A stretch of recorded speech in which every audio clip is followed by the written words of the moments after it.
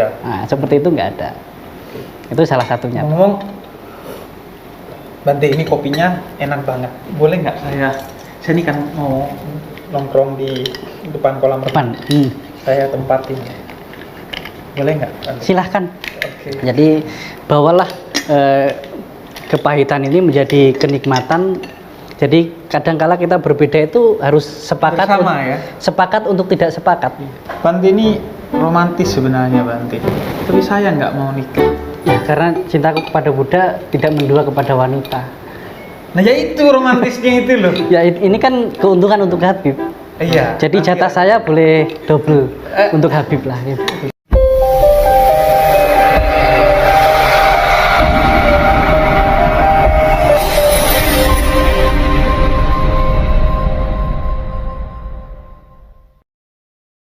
Ngambil tali pocong aja di penjara, apalagi kainnya. Makanya ngambil kainnya gitu. Bahaya.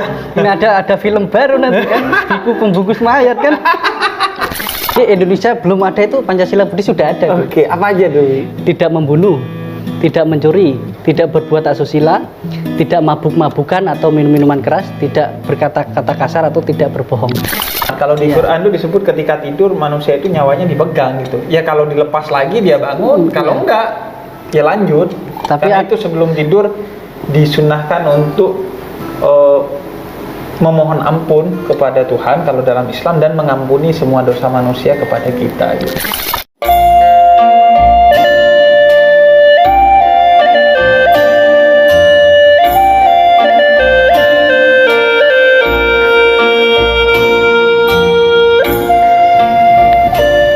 Bante, Yuk.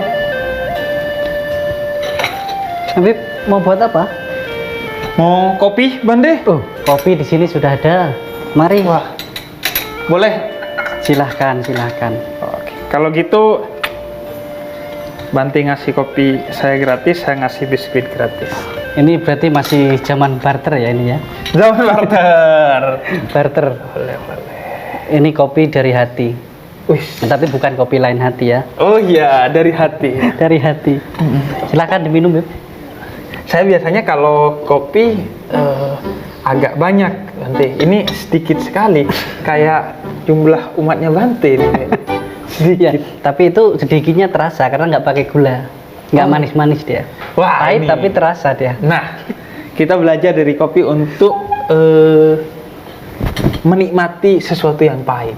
Karena hidup kan kadang ada pahitnya. Ya mungkin Habib aja ya, saya janganlah. Wis. Bante, Ya. saya lagi order nasi kebuli nih, kebuli kambing. Bante mau saya orderin makanan juga nggak? Oh, terima kasih. Tetapi waktunya memang tidak tepat. Udah makan? Kalau saya lewat jam 12 sudah tidak makan lagi. Oh, jadi jam segini nih? Nggak makan lagi. Sore gini udah agak makan? Nggak, tapi kalau besok pagi sampai siang pesenin saya babi panggang pun mau. Oh, emang jadi itu apa istilahnya puasa, Bante? Iya, jadi untuk peraturan seperti Bante ini yang aliran Theravada memang tidak diperkenankan makan setelah lewat tengah hari. Berarti lewat jam 12 sedetik? Iya, udah nggak boleh? jam 12 siang sebenarnya nggak ada waktu ya. Iya. Lewat matahari pas di atas, kita lewat nanti, istilahnya kalau orang sholat setelah lewat jam 12, itu kita nggak makan yang mengenyangkan. Jadi boleh cuma minum kopi, mungkin teh, jus itu pun harus disaring. Jadi yang tidak mengenyangkan. Oh, yang tidak mengenyangkan. Nah, segala yang tidak mengenyangkan boleh, tetapi tidak berlebihan, secukupnya. Itu kalau yang tadi Theravada. Theravada. Emang Buddha tuh ada berapa aja sih, Bante? Di dalam Buddhis itu aliran ada 3. Jadi ada Theravada, kemudian pecah menjadi Mahayana, Oke. kemudian pecah lagi menjadi Tantrayana. Jadi ada 3. Kalau yang Theravada boleh makan makanan yang daging, tetapi lewat jam 12 tidak boleh lagi. Oke. Kalau yang Mahayana, dia tidak boleh makan yang daging atau vegetarian, tetapi bisa makan kapan saja. Oke. Kalau yang tantra ini tergantung mereka mengambil sumpahnya boleh makan daging atau tidak. Beda dasarnya apa tuh kalau dari segi ajaran nanti? Sebenarnya bukan dari real dari awal Buddhisnya, jadi berkembang. Karena kalau Theravada berkembang langsung dari India, pakaiannya masih seperti ini. Ini asli pakaian dari zaman Buddha. Kemudian kalau yang Mahayana, Habib biasa lihat Shaolin. Oh ya. Nah, itu kan pakaian orang Tiongkok. Jadi berkembang di Tiongkok karena Buddhis itu berkembang dimanapun bisa mengikuti tradisi dan kebudayaan setempat. Oke. Nah, kemudian Tantrayana itu udah ke Tibet, maka pakaiannya udah merah kayak Dalai Lama. Oh ya, kalau Tibet itu saya ingat film Dr. Strange. Ya, Dia itu ada. pergi ke Tibet untuk regenerasi sel berbasis meditasi. Meditasi, gitu. ya. Iya. Dan itu kata guru filsafat saya, Bante, kamu itu hati-hati di dunia ini sama dua orang. Yang pertama adalah orang jenggot, artinya seorang sufi spiritualis muslim, karena dia punya kekuatan-kekuatan di luar dugaan. Dan yang kedua biksu gundul. Biksu gundul ya. Karena dia punya kekuatan yang dahsyat. Iya. Ngomong-ngomong, biksu emang harus gundul? Ya, itu salah satu aturannya. Kalau saya kan bisa sering dijuluki Gunawan. Apa itu? Gundul tapi menawan. Jadi nikah enggak? Enggak, Iya, maka makanya. bisa. Buat Habib- apa menawan kalau enggak nikah? Ya, itu kan Habib boleh 2, itu jatah saya. Oh, begitu. Iya, iya. Jadi itu aturan sebenarnya bukan hanya rambut, Bib. Di situ ada rambut, ada kuku, ada bulu, apapun semua itu harus pendek. Oh, bukan gundul ya, pendek. Makanya Bante masih ada rambutnya. Ini nanti ketika bulan purnama baru semua bersih. Oh. Nah, jadi cukurnya itu 1 bulan sekali ketika bulan purnama. Dan harus bersih. Harus bersih. Ya, sebenarnya tidak boleh lebih dari 2 inci. Karena kalau udah 2 inci bisa dibentuk. Karena untuk maknanya itu mengurangi keterikatan. Kita Pada gaya gitu. pada gaya nanti kalau kuku panjang manicure, pedicure kan. Oh, iya. Nah, kalau kita mau meditasi, belum sisiran dan sebagainya. Kenapa harus gundul? Supaya keterikatan terhadap keindahan itu nggak ada lagi. Jadi nggak ada sesuatu yang kita banggakan untuk menarik lawan jenis juga. Jadi paling enak kerja barbershop itu di tempat Buddha. Karena tiap bulan. Tetapi kita Rame semua gitu. cukur sendiri, Bib. Oh, cukur sendiri. Saya cukur sendiri. Emang itu wajib atau anjuran atau enggak aja inisiatif aja? Nggak harus sih, tetapi sebenarnya para biku itu kan tinggal seorang diri berkelana. Jadi semakin sendiri semakin bagus. Jadi kita kadang di hutan cukur sendiri lain sebagainya. Sebenarnya nggak harus bulan purnama, tetapi tidak lebih dari 2 inci. Nah, karena kalau lebih 2 inci itu bisa kita bentuk-bentuk. Jadi nggak boleh banyak gaya lah. Ya, nggak kalau boleh jadi banyak gaya lah, biksu gitu. ya. Tapi ngomong-ngomong, saya tuh di luar rumah kita kan ada temen biksu, Bante. Saya manggilnya tapi biksu. Nah, Bante, saya manggilnya Bante. Ada juga katanya biku. Itu sebenarnya yang benar yang mana? Semua benar. Semua Itu benar? hanya beda bahasa ya. Kalau biku itu dari bahasa Palinya, dari bahasa bakunya. Seperti kalau Al-Quran dari Arabnya. Iya. Kalau kita itu dari bahasa Pali. Pali itu yang digunakan dari sejak zaman Sang Buddha itu biku. Dan yang boleh panggil biku itu sebenarnya senior saya ke saya. Biku gitu. Tetapi kalau umat biasa, misalnya junior saya, panggil saya harus Bante, sopannya. Nah, Kalau gitu. biksu? Biksu itu bahasa lebih ke Mandarin. Biksu atau beda sefu. bahasa aja ya. Nah, sefu itu guru. Jadi terpengaruh bahasa berubah. Nah, jadi panggil suhu, panggil biku, panggil ada suhu Bante. juga ya? Nah, yang pasti suhu sekarang lagi panas Iya, lah, ini gitu. saya suhu, cek suhu. Iya, itu loh sebenarnya yang beda itu. Jadi misalnya Habib panggil saya Bante itu lebih pas, lebih tepat. Oh. Kalau panggil biku itu sebenarnya istilahnya kurang sopan. Oh iya, Karena jadi hanya Bante atau biksu ya yang sopannya? Iya, Bante, lebih ke Bante. Oh, lebih ke Bante. Ya, Bante. Jadi sebenarnya sama aja, biksu, Bante, biku, suhu sama-sama benarnya. Sama-sama benar. Termasuk Islam juga. Sama. Islam termasuk benar juga. Iya, Islam benar karena kebenaran itu selalu ada di mana-mana.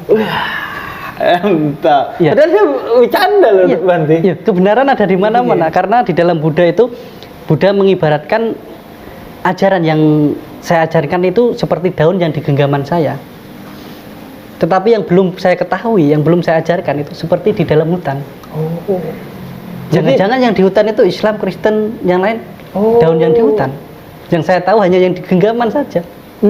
Segitu banyak. Tahu gitu sebelum kesini tadi saya kabari itu Pendeta Tommy tadi.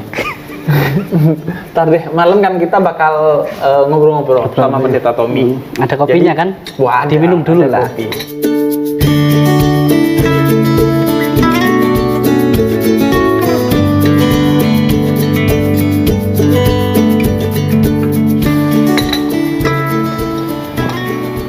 Jadi nanti malam kita bakal ngopi-ngopi tuh bareng-bareng Bante. Siap. Kayaknya sih makanannya kita siapin sih banyak dagingnya. Tapi kalau yang Buddhis, yang vegan itu Bante, itu biasanya kenapa mereka sampai harus vegan?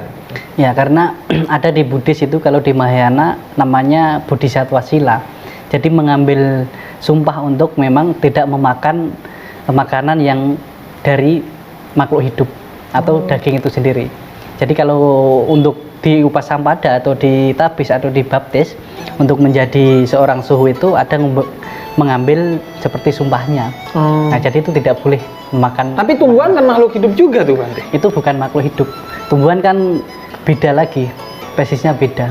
Oh, itu bukan makhluk hidup, karena saya dulu secara biologi biasanya kan diajari makhluk hidup tuh manusia, iya, itu tumbuhan dan hewan. Oh, kalau dalam tradisi Buddhis tidak termasuk.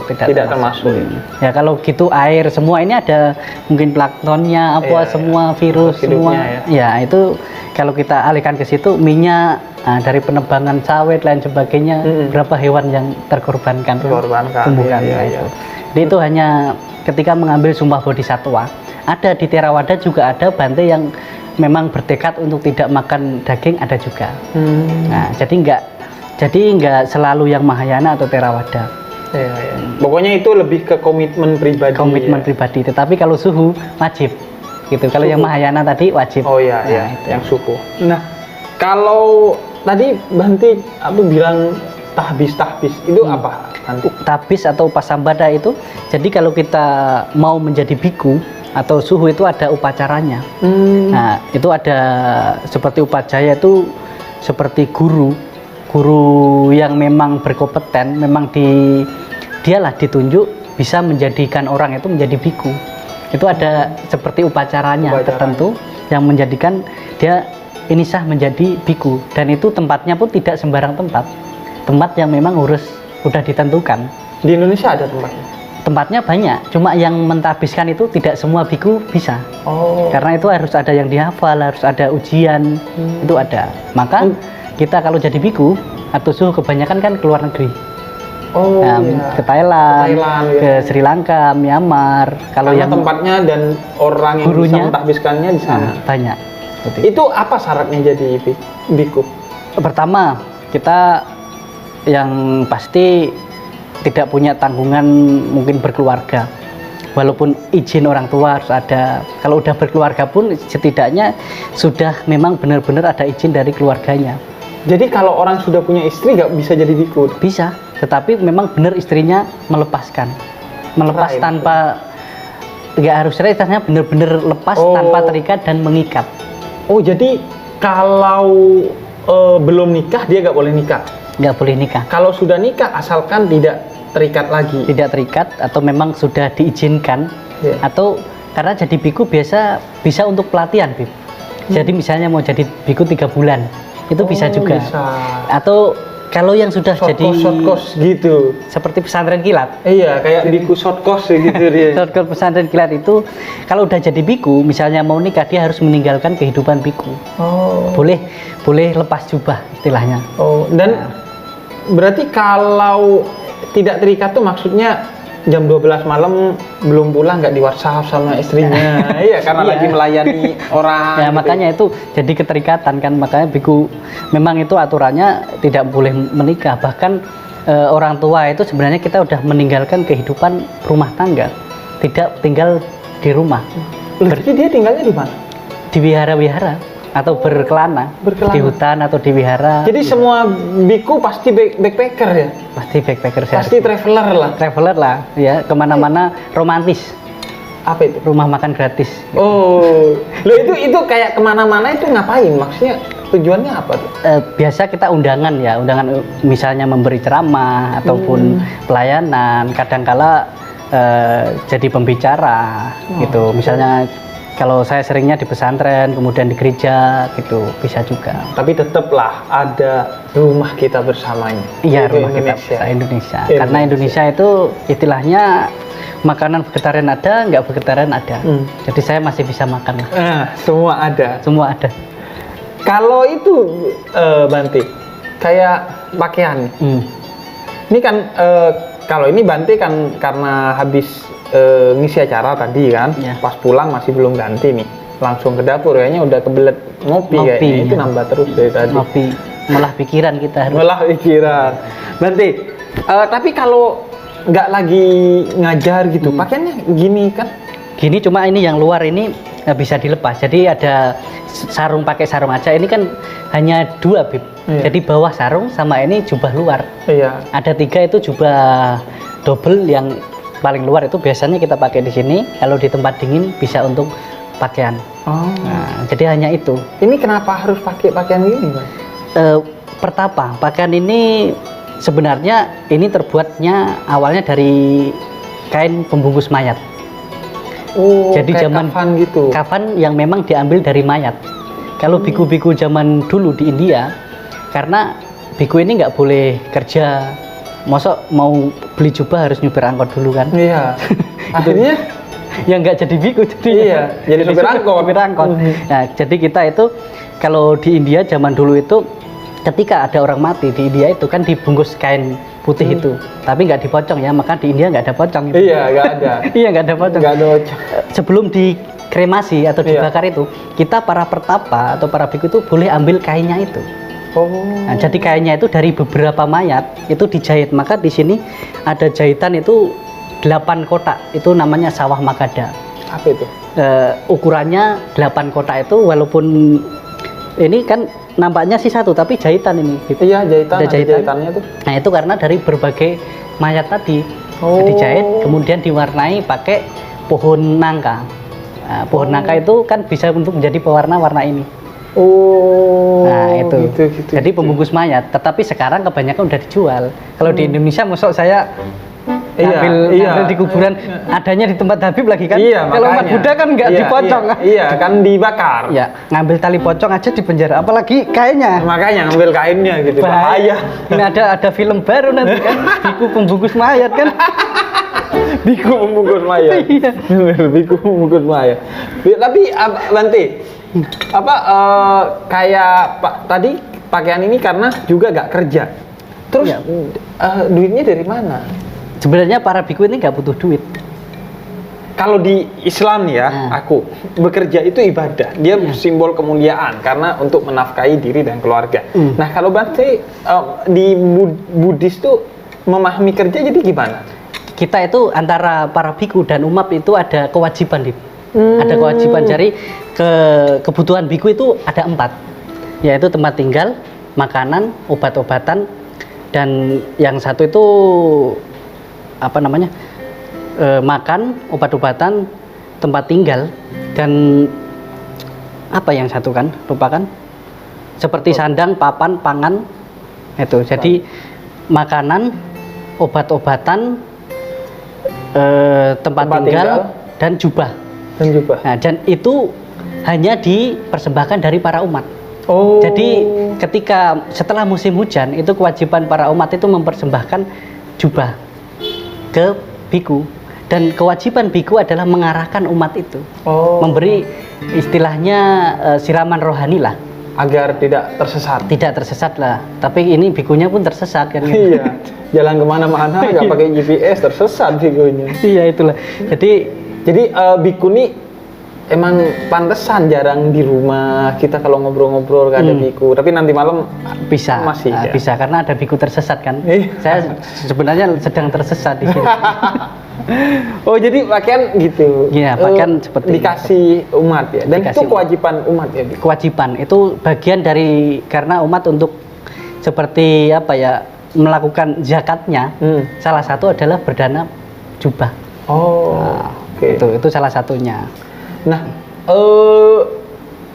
Kalau mau jadi biku tuh tadi ya. Tapi kalau mau jadi umat, misalnya dari biku. agama lain, enggak dari agama lain dia mau jadi umat Buddha. Itu gimana, Prof? Sahadatnya lah ya. Iya, sahadatnya.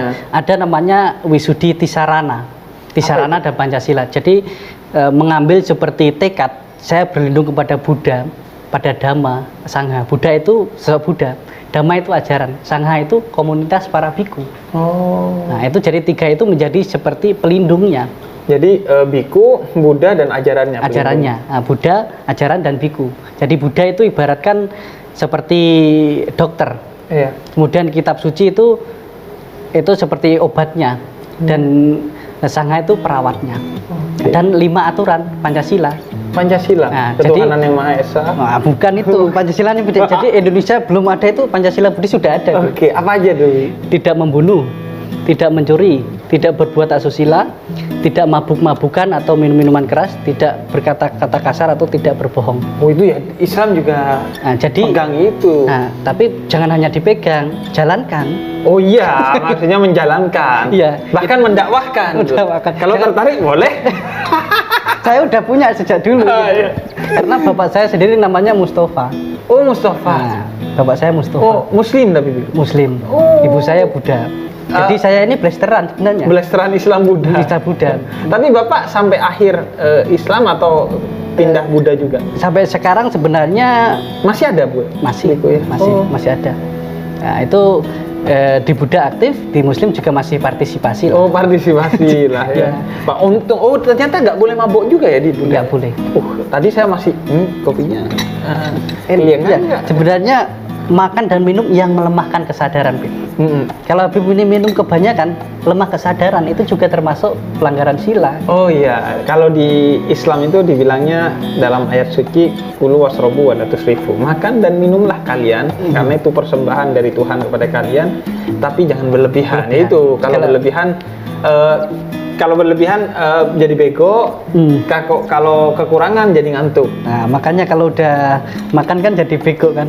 Iya, kalau kelebihan. Iya, itu. Maka seperti ngopi ini pun ya secukupnya. Tapi kalau belum cukup, boleh nambah. Boleh nambah. Secukupnya, namanya kan kayaknya nggak ada cukupnya, Biko, dari tadi ya. Dituang-tuang terus dari tadi.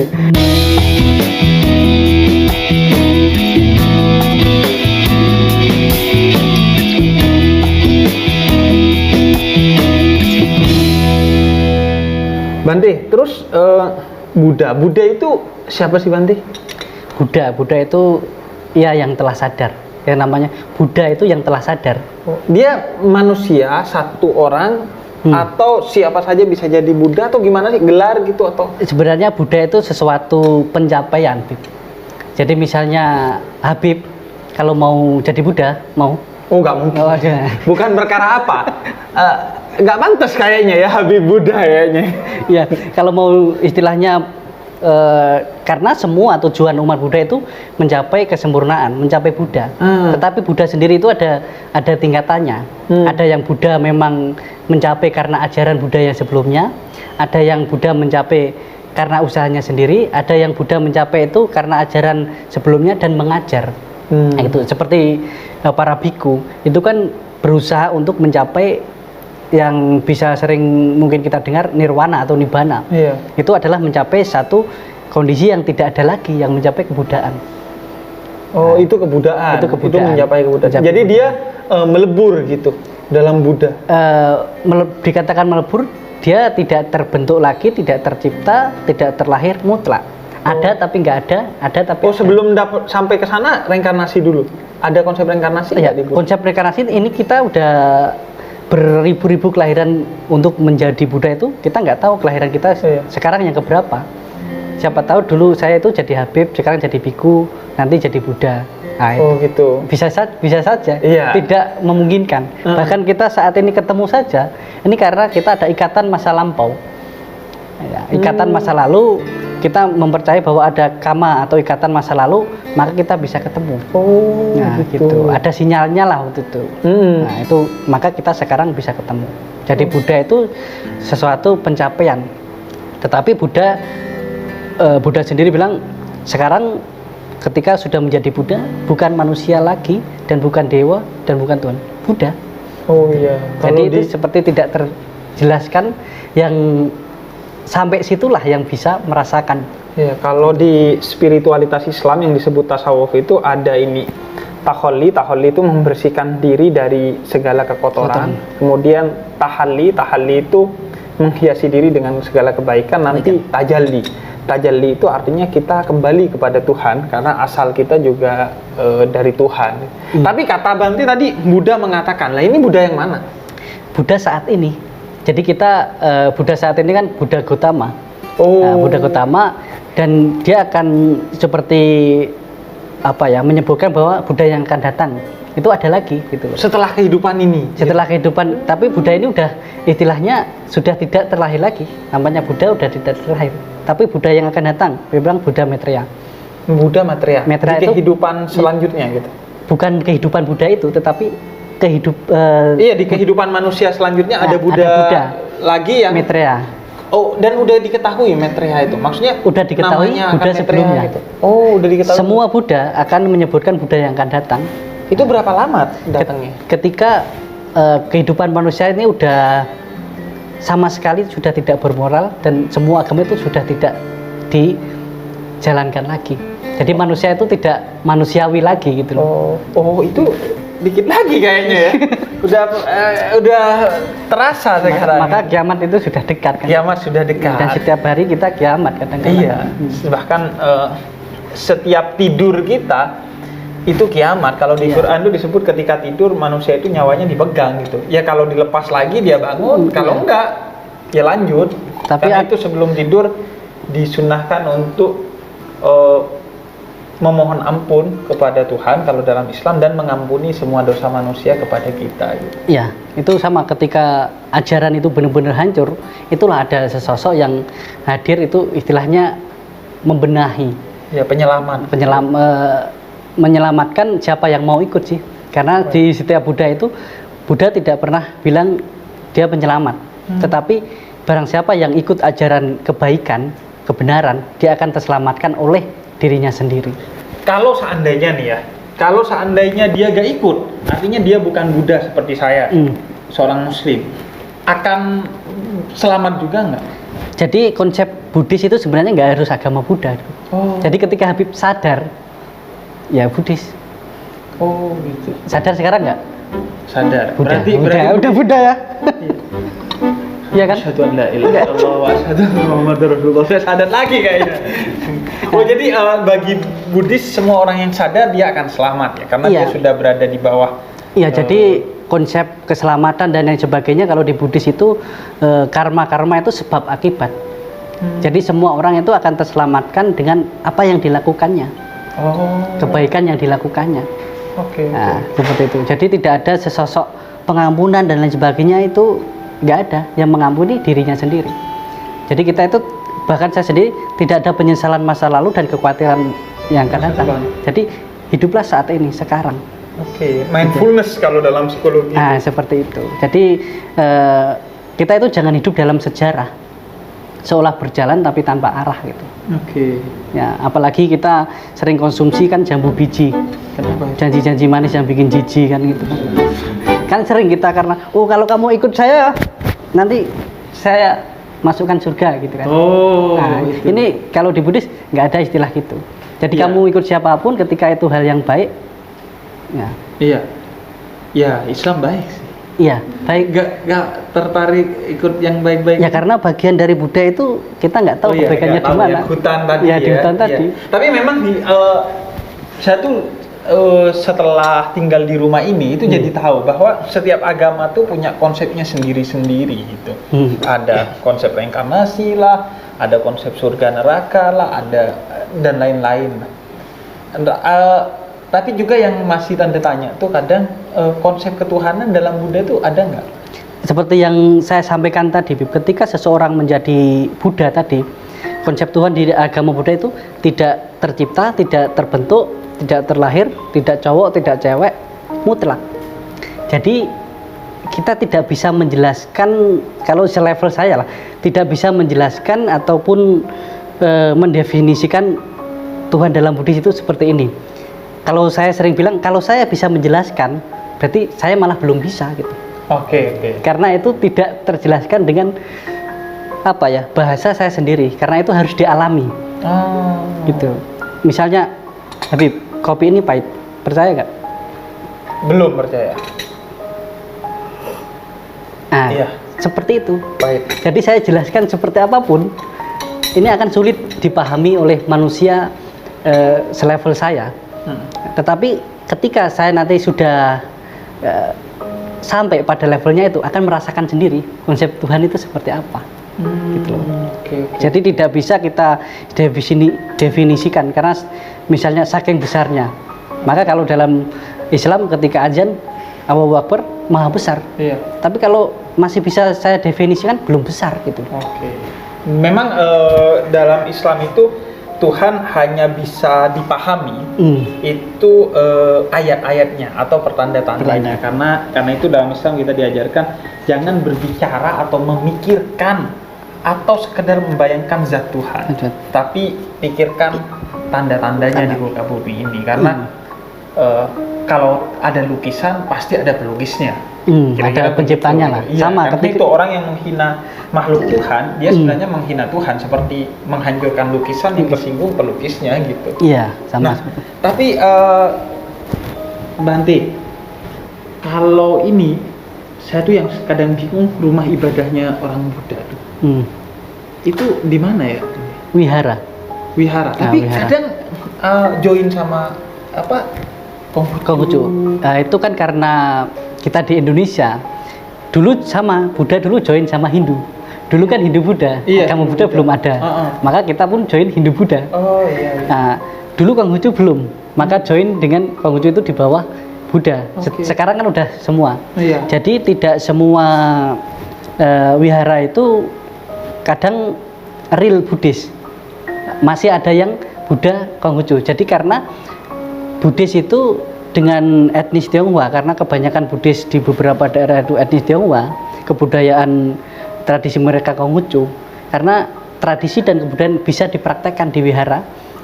Nah, mereka bisa beribadah di situ juga, tetapi harus tahu mana yang agama, mana yang budaya.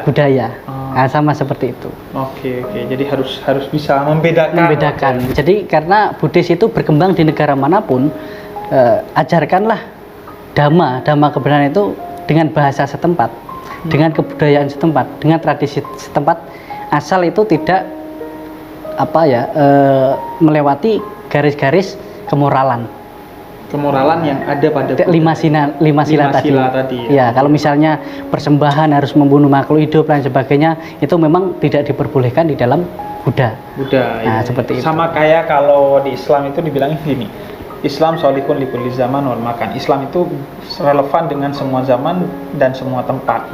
Tapi tetap ada ajaran-ajaran Islam yang sifatnya substantif, mutlak, yang harus dimanapun harus dijaga seperti itu. Sama. Tapi ada yang istihadi yang bisa berubah sesuai dengan tempat dan waktu. Ya, sesuai perkembangan zaman. Jadi di Buddha juga seperti itu, melebur dengan budaya manapun. Yang penting inti ajaran Buddha itu tetap harus, tidak bisa di istilahnya karena perkembangan zaman di sana kan nggak boleh membunuh, di sini harus membunuh, itu nggak ada. Iya. Nah, seperti itu nggak ada.